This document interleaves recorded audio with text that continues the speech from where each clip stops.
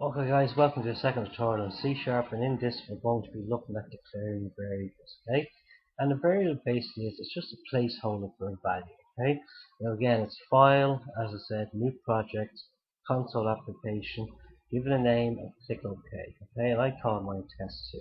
So I'm declaring a variable of int x and int y. Now I haven't given a value here, but down here below I've then given x assigned a value of 10. So x holds 10.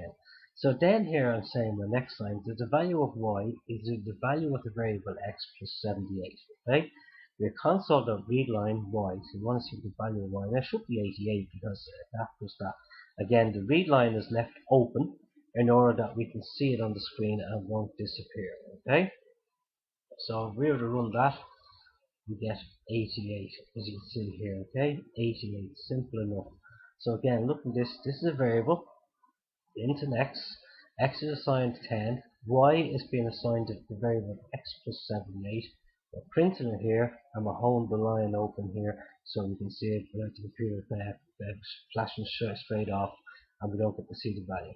Alright, that's easy enough guys. Have a look at that now yourself, and I'll see you in the next one. Take care, bye bye.